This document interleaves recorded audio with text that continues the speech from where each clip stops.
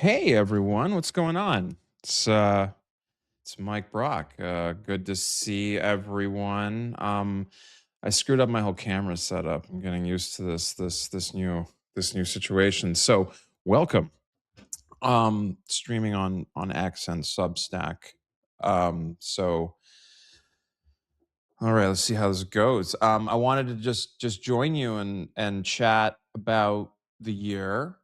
Um, Leave you with some of my thoughts if you're in the mood for my thoughts. If you're not in the mood for my thoughts, you can just stop listening and I won't be offended. Actually, that's the great thing about the internet. You can come and we can go. I'm not offended. So end of the year 2025. So this marks, I actually don't remember. It was like what, October of 2024 when I launched Notes from the Circus, late October. So it's like a little bit over a year now since I started writing on the Substack.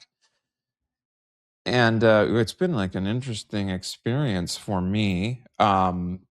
Uh Basically documenting the uh the civilizational decay that we have all witnessed over the past 12 months, and trying to to give a unique lens on everything that's happened. One of the things that I think is deeply important in this moment, and this is something I talked about with well, I didn't talk about it with her, but I was sort of in that territory when I spoke with Alexis Coe on my last Substack live about really the importance of history and thinking about um the really important lessons, not just lessons in history. And in fact, maybe we should like spend some time talking about history tonight, um because I think that, and I've written about this. I think that history has moral dimensions to it,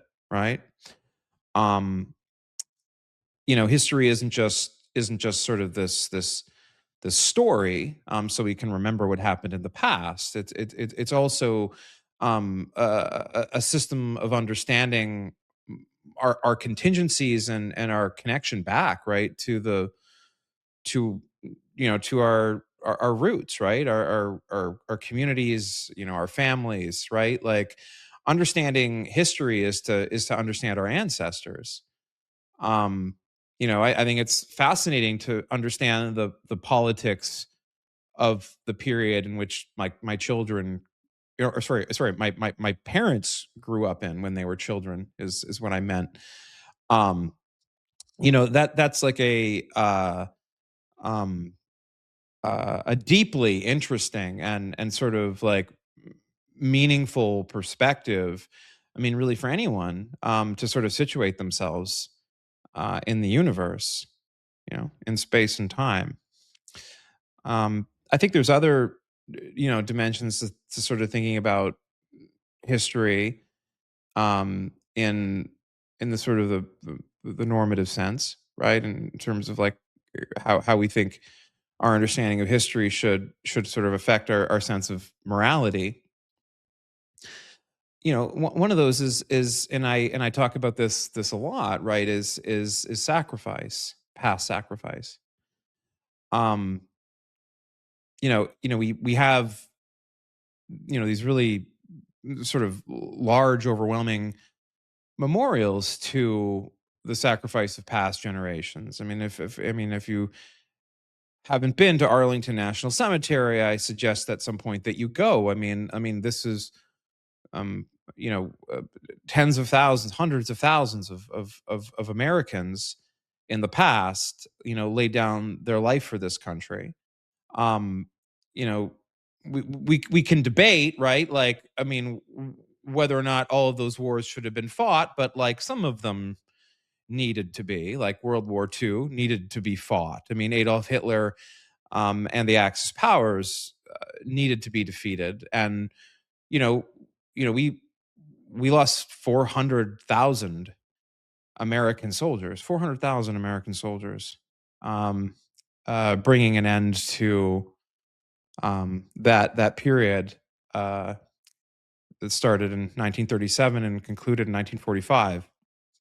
And the amount of and and it wasn't just, right, the 400,000 that died.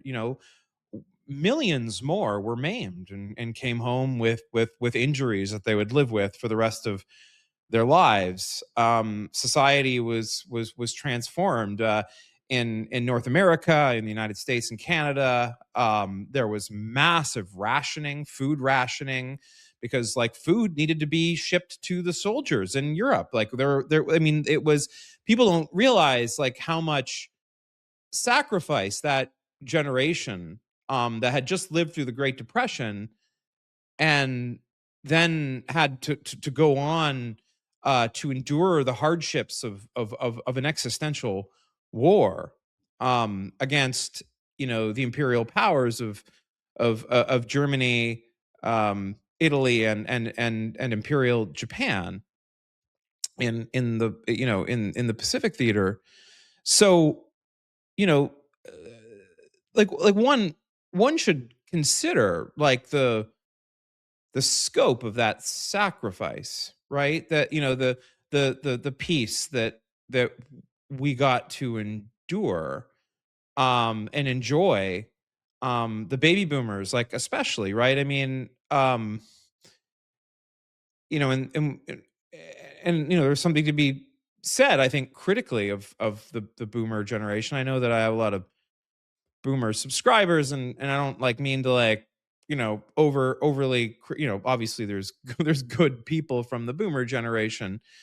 But I mean, as a generation, right? And just like thinking about like its legacy on the American political system. Well, I mean, like, the greatest generations, like final legacy arguably was Ronald Reagan, right? He was, the last, I think, man of that sort of generation that we call the greatest generation. Um, and like, one shouldn't like give way to over idealization of these things, but I mean, there was sort of like a code, right? That came out of that generation. And I know that like I know that people give David Brooks a lot of shit, but I think like the book, you know the book that he wrote, right? Like, what is it, Adventures in Bobo Land or whatever, or I can't remember what. I read it so many years ago, but it was so enlightening, um just in terms of like how you know the sort of like elite culture of the Second World War period, really, that kind of, that really was, I think, kind of created in and around like the regime that Roosevelt built, after the Great Depression, um and into the New Deal era. And it was all like bolstered, by Eisenhower, who was, like, I mean, Eisenhower was like a incredible figure in American history, and like probably one of the most underappreciated presidents, for the reason that, like, um you know he was he had a lot of power, right? And he knew that he did, right? And um after the Second World War, I mean, America had built this like incredible war machine, and had just like defeated Germany and Japan, and like basically America, you know with America and the Soviet Union were essentially like the only sort of like two functional global powers in that moment. And Eisenhower was, obviously he was the supreme commander of the Allied forces, and led the the D-Day invasion in 1943. Um, and sort of, gave the famous sort of Great Crusade speech, that if you're a history buff, you've heard before. Um, but Eisenhower, when he became president after the war, right? He's the one that sort of famously warned about the military industrial complex. He was um he was like a true liberal, right? Like to the core, right? He was a general. He led men in battle. He led this country, and he had a sort of a stalwart respect for the power that he was entrusted with. Both as the supreme allied commander, and then ultimately as the president. And Eisenhower was very scared about like the way in which sort of the American defense industrial base in the United States had sort of like become you know politically, like within the political economy, had become somewhat like, and was becoming somewhat like parasitic. And this is like how I mean, nobody on either side of the aisle should debate that there is influence on American foreign policy by US defense companies. Like that is for sure. Now, I mean, I think like I think that people overstate how much influence there is. I mean, there's a lot of different things influencing US foreign policy, and defense contractors are one of them, right? Like, I mean, obviously, like these contractors like Boeing, like Lockheed Martin,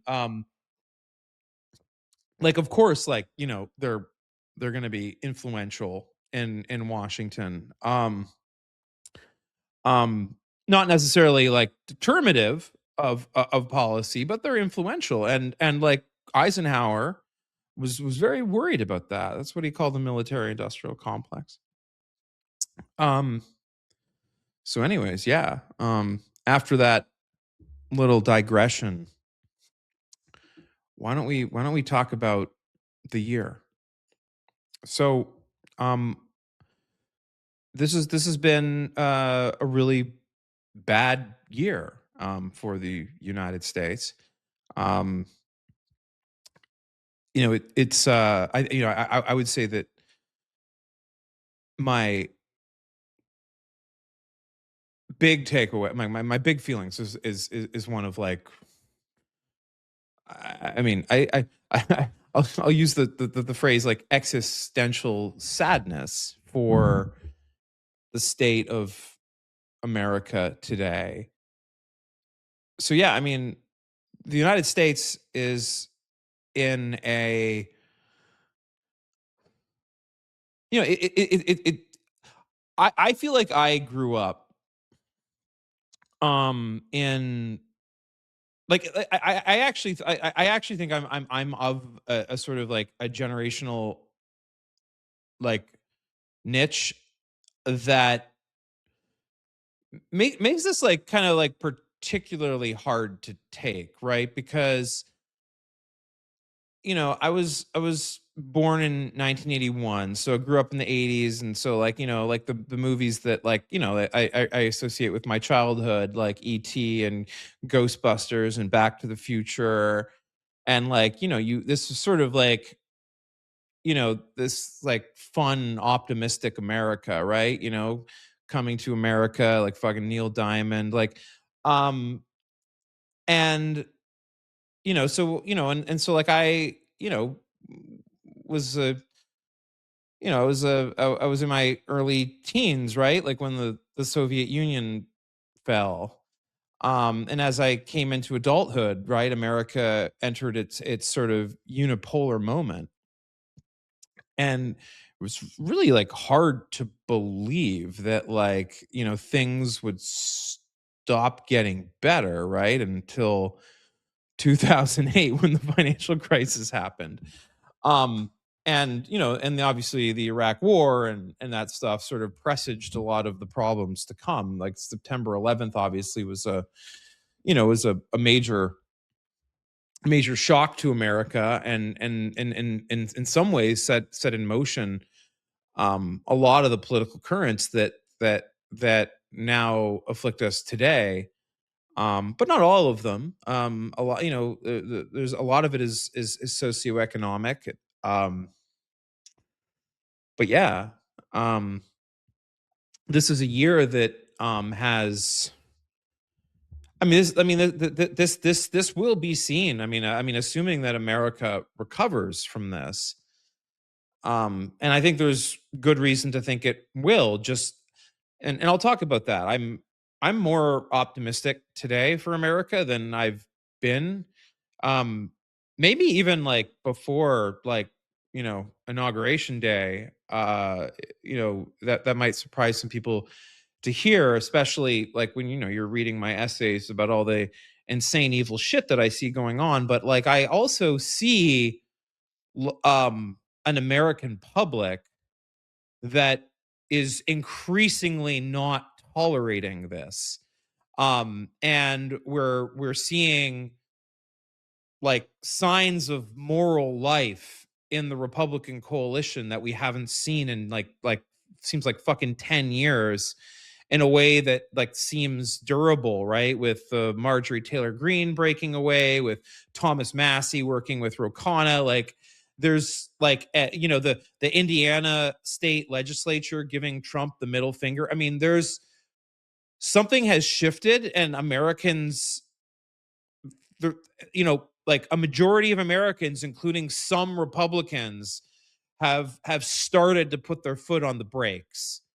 And I think a lot of us were you know despondent, in towards the notion that this was essentially like a runaway freight train towards authoritarian consolidation. I never quite thought that. I mean, I always thought it was like a risk, and I always knew that this was going to be the fight of the decade, and likely into the early next decade, to um metabolize these changes to our culture, and our production modes. you know but I mean, this period of time will be seen as a very dark moment in American history. This is, I mean, like what's happening in the Caribbean right now. I, look, I mean, I know that, like, I mean, the the closest comparison is obviously the 2003 invasion of Iraq in March of 2003 by the George W. Bush administration. But I mean, and, and this will probably like trigger some people, but like in some ways, like this is like worse ish, because I mean, to not to give the neocons too much credit, because like look, I think that like the Iraq war was a historical error by the United States that destabilized the Middle East, led to the rise of sectarian violence at the state level. We saw the rise of ISIS, massive radicalization in the world. So like, don't get me wrong, but like, I mean, like, as in terms of like looking at this from like a just war theory perspective, I mean, I mean, there was like reasonable arguments for going to war with, like, Saddam Hussein, right? In the internationalist model. And like, and some of those arguments like were made like at the UN Security Council, like, like famously, you know, um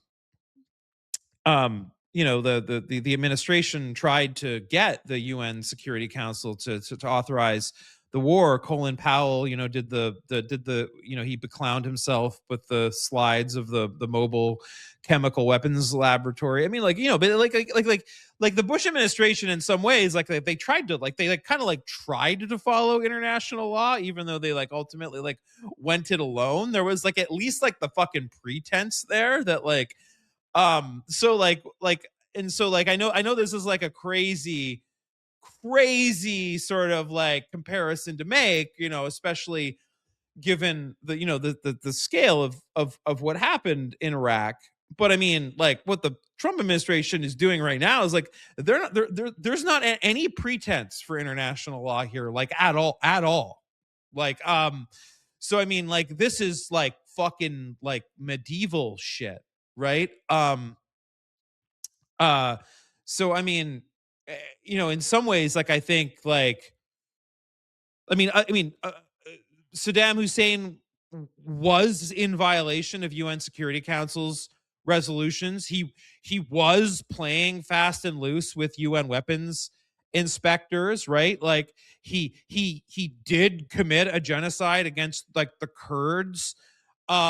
Like there like like there were like fucking like reasons to like fucking like want to take Saddam Hussein out, right? But I mean, like, and to be clear, like, we shouldn't have done that war. I'm not saying that, but I'm just saying, I mean, like, what's happening here in Venezuela is like literal is literally just like I mean it is a war of aggression uh uh that like uh, I mean, it has like many interests converging on it. And it looks like something out of, yeah, I mean, it looks like something out of like pre League of Nations, like fucking, you know, all war of all against all, like at the international fucking nothing but real politique from like here to the horizon. Yeah, that's very, very dangerous. Um, like historically, the world uh built up these international like conventions, this like rules based international order that the right wing fucks sneer at, but is like, I mean, it's an imperfect system. There's no ultimate arbiter except like a large power like the United States, like trying to at least like do some simulacrum of fair, like not like we like obviously are not doing anything close to that anymore. And that makes the world like a dangerous, dangerous place. I can't overemphasize how much I think that. So, what has happened this year in the United States is of such historical significance, um, uh, and the effects of which are going to be defining for the next 10 years. You're going to see a lot less products on shelves in the United States in the coming years, um, because the rest of the world is moving to isolate its supply chains from us. So, you're gonna be living. I mean, Americans are used to living in a world where they basically can buy almost like any product that is made anywhere in the world. That's no longer going to be the case because this administration has decided to move to a singular hemispheric strategy. They are like abandoning the Blue Water Navy program that was established, you know, during the Eisenhower regime to provide secure shipping lanes all around the world. The withdrawal of this sort of, the U.S. Navy policing the global oceans to keep shipping shipping free from piracy um and from like, you know like rogue nations like North Korea and Somalia like fucking around, like we're not like the Trump administration is just abandoning that. That's going to like lead to like on like I mean, I know that there's a lot of like campus leftists that see that as imperialist, but let me tell you something. millions of people are going to die of starvation over the next 10 years because of this. Like, I don't think like like the piracy that happens like off the coast of Kenya, like for example, right? Like the port there, right? I mean, like American and American led, naval flotillas in that part of the world have been like a really really important way in which I mean the Kenyan I mean the Kenyan government was like fucking begging like the United States just like 2 years ago and during the Biden administration like to return like US like naval ships like to to that part of the Indian Ocean because of all the fucking piracy. Like I don't like and Trump's just like fuck this, we're not doing it anymore. We're not the world police anymore. I mean like that's like mean like I mean that's going to lead to like a lot of like a lot of these countries just like don't have the ability to do what we were doing for them, and this is going to lead to massive supply disruptions around the world, massive increases in prices all around the world. The whole world is going to get poorer as a result of this.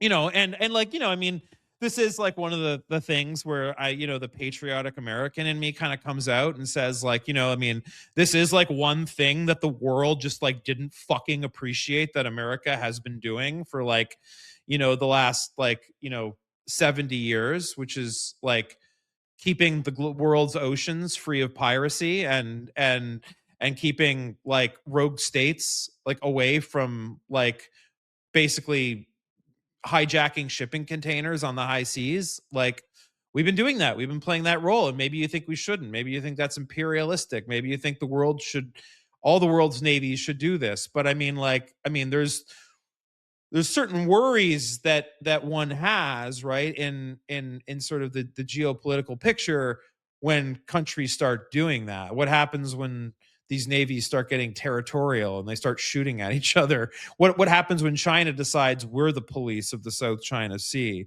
and like no ships come in and out of Japan without our permission? Like what about when that starts fucking happening? That's the kind of thing that leads to a global nuclear war. And so this like campus bullshit that like America's like global presence around the world, like policing shipping lanes is like imperialist. I mean in some respects yes, right? And I mean you got to like admit, I mean that gives America a lot of political control, but now we're just giving it up. And a lot of people are going to die and we might end up in an existential war in which hundreds of millions, if not billions, of human beings perish.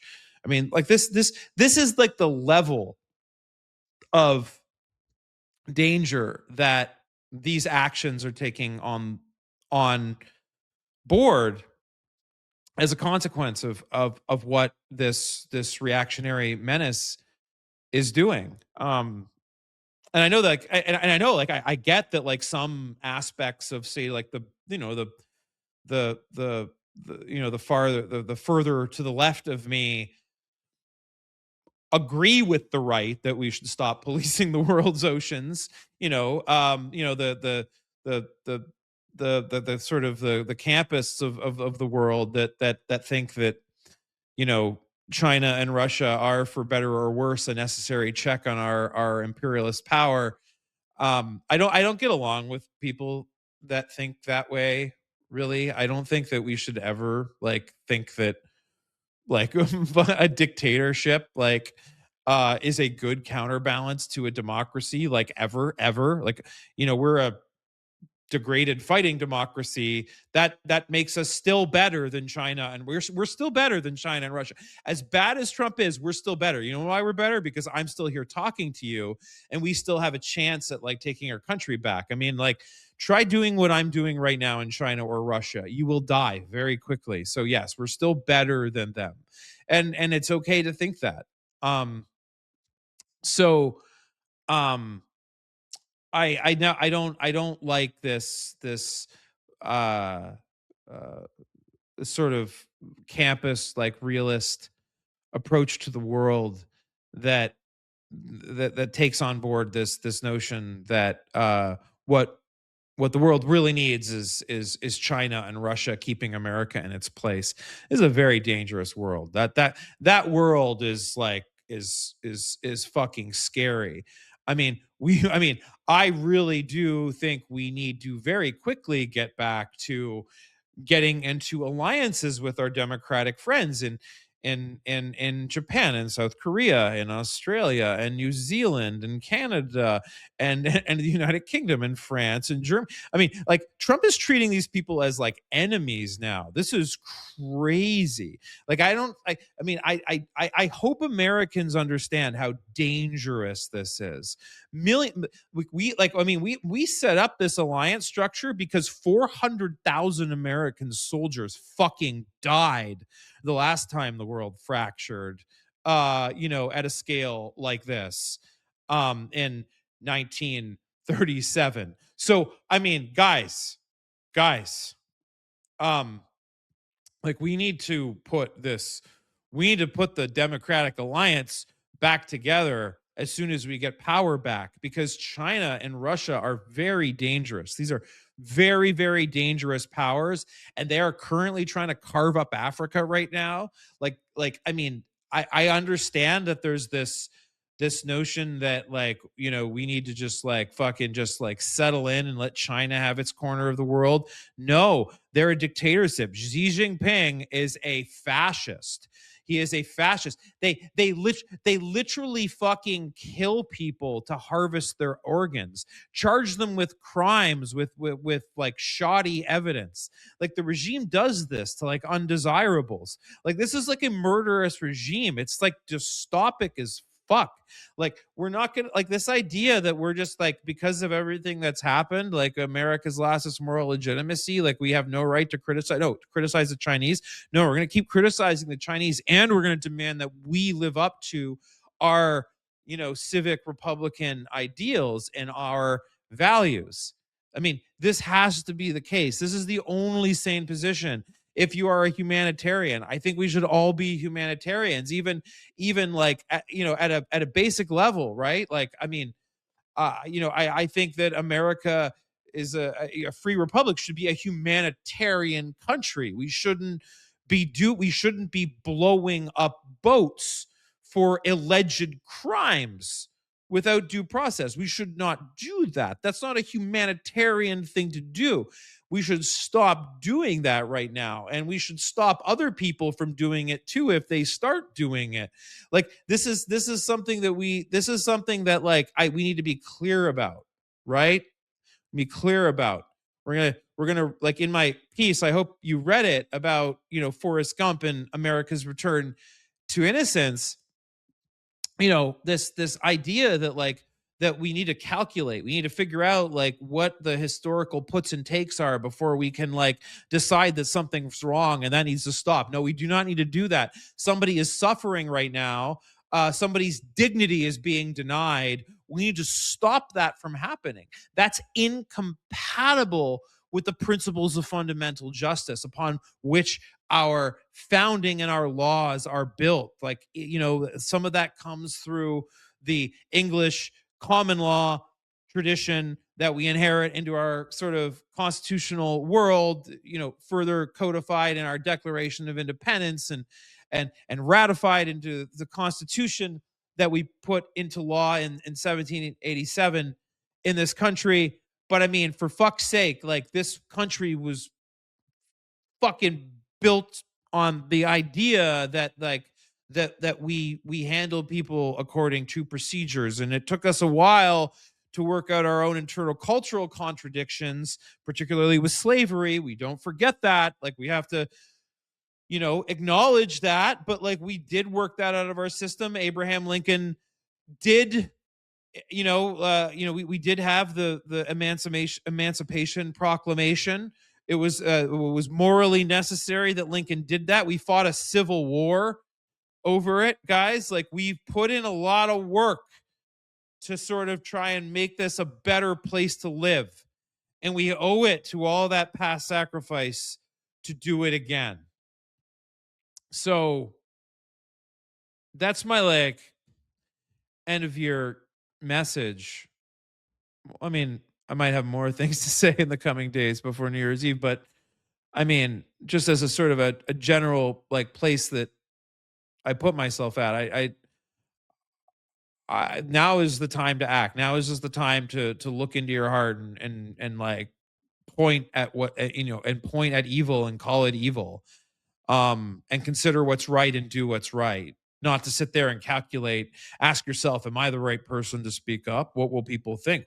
What will people like? Maybe someone else will do it. Maybe I'm not. I don't have the right subject position. Maybe I'm not white, or I'm not black, or I'm not a man, or I'm not a woman, or I'm not gay, or I'm not trans. Maybe I'm not in the right fucking place to stand up to this evil that I'm doing. No, fuck that shit. Like, we need to like get real basic here about like our basic humanity. Like, masked men kidnapping people off the streets in violation of the Fourth Amendment, bad, illegal, unconstitutional. The fact that there's this like weird artifact of our constitutional jurisprudence, thanks to this corrupt Supreme Court, we don't have a sort of universal cause of action in which to bring suit against that, because there's like some weird statutory thing about how when the Department of Homeland Security was created after 9/11 and immigration enforcement was moved into DHS and moved out of the Department of Justice, which was formerly under the INS, the Immigration Naturalization Service. Like, some sort of thing happened where like actually now like DHS, CBP, and ICE like don't actually have any. There's no statutory like cause of action that's been passed into law that allows people to directly sue ICE, CBP, or DHS agents with constitutional like with deprivation of constitutional rights, like you can if like say like an FBI agent or a park ranger at a US national park does. There actually is like a cause of action there in the law. It was like passed in like 1983, but like that never actually like made it into the law that created the Department of Homeland Security. I mean, was it an intentional oversight? I don't know, maybe, but like, I mean, like, this is like a really, this is like a really fucked situation, and this is just the time to do what's right. So that's my end of year message, and like I said, I'm hopeful that that's what Americans are going to do this year. So I want to thank everybody. Thank you for joining me tonight. And I really appreciate all of you who subscribe, especially the paid subscribers. Thank you so much for supporting my work, and I'll talk to you very soon. Thanks, everybody.